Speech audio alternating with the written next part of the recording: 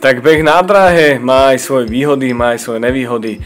Výhodou je to, že ste rýchlejší, pretože je tá dráha taká odpružená a beha sa rýchlejšie, ale nevýhody je v tom, že odpájajú sa niektoré svaly, napríklad svaly predkolenia a potom to môže robiť problémy, zapálené píšťale a tak ďalej.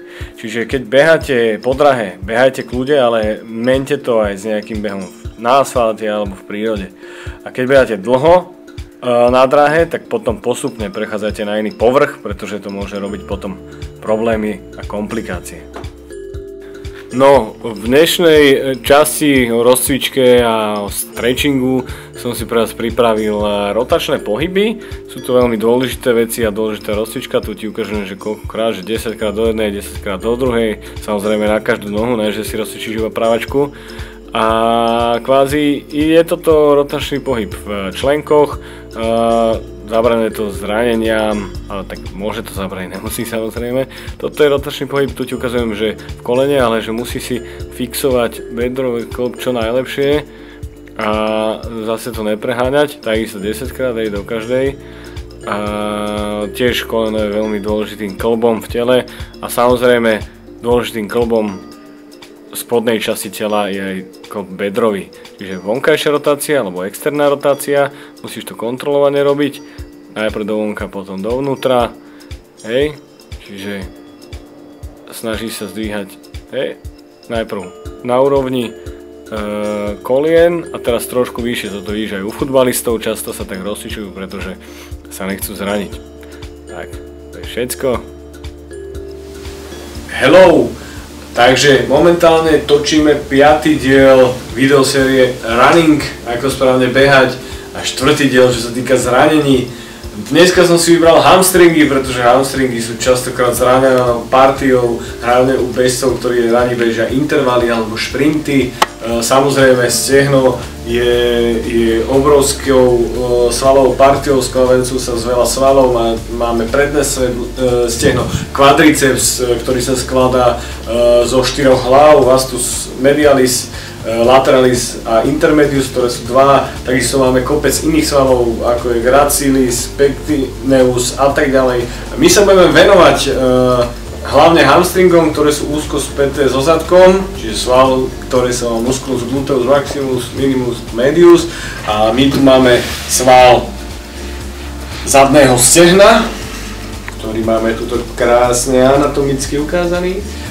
Máme tu biceps. Biceps nemáme iba tuto, biceps máme aj na zadnom stehne, je to musculus biceps femoris, čiže dvojhlavý sval stehna. Takisto ale hamstringy sa neskladajú iba z tohto veľkého svalu, ale z dvoch takých menších svalov. Jeden sa volá musculus semimembranosus a jeden musculus semitendinosus. Sú to také šlachovité svaly, ktoré sa častokrát vedia zraniť a natiahnuť, keď nie sú dostatočne rozohriaté. Každý to už asi zacítil niekedy, natiahnutý hamstring. U futbalistu je to väčšinou tak 3 až 4 týždne úplne bez futbalu.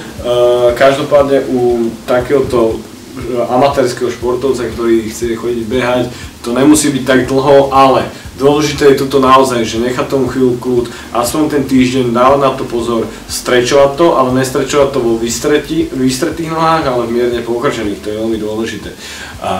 Takže dôležité rozohrievanie tých svalov, strečovanie aj pred, hlavne dynamický stretching, a po behu viac menej taký statický, okolo tých 15 až 20 sekúnd. Treba to dodržiavať, oni sa postupne skracujú a potom raz rupnú a je potom zle, takže keď sa nechceš, aby sa ti to stalo, tak rob toto všetko. A čo sa týka toho, už som spomínal, že je to typické hlavne pre šprinty a pre intervaly a pre takéto behy, čiže dávať na to pozor, aby sa niečo neposralo. Čaute. No, čaute.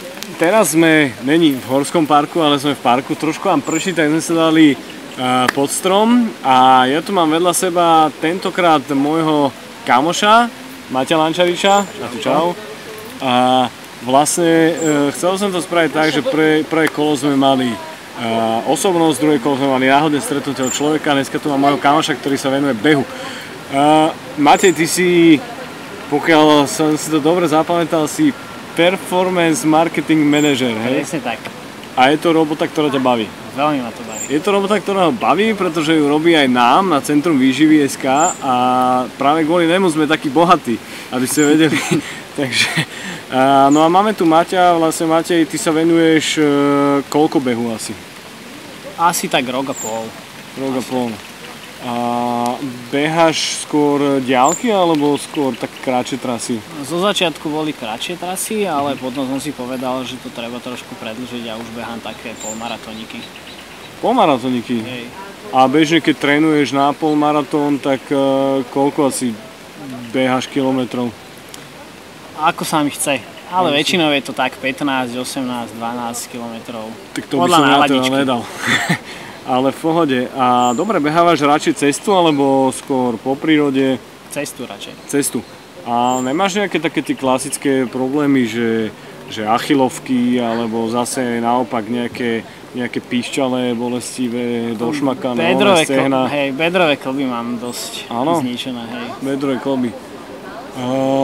Dobre, čiže to je tiež tá vec, že môže byť preťažený tenzor, čo si určite povieme. Dobre, aké máš boty na beh? Momentálne mám Nike, ale určite si chcem kúpiť nové niekedy v priebehu leta, asi pôjdem do Asicsov. Asicsy mám aj ja najradšej, tiež ich behávam. Dobre, teraz mám na teba zo pár takých klasických otázok, čo máme. Nie sú úplne klasické, ale tak... Dobre, práca alebo ženy? Ženy. Dobre, ženy blondiny alebo brunety? Brunetky. Brunetky, dobre. A máš radšej zimu alebo leto? Asi leto. Čiže radšej dovolenka vykociť sa, ešte som to nedostral, vykociť sa pri mori a tak? Presne tak. Dobre, a keď ideš na dovolenku, tak tam aj behávaš? Ešte som nebehal na dovolenke, ale keď pôjdem toto leto, tak určite si beriem bežecké veci. Super, môže byť. Takže toto bol Maťo, môj kamarát. My sa vidíme v ďalšom dieli. Čaute. Čaute.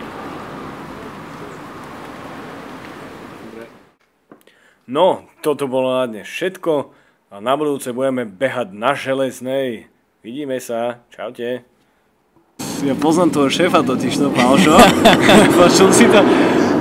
Dobre. Ale však nechoďte tu na tých motorkách, však sedíme v parku. Haló.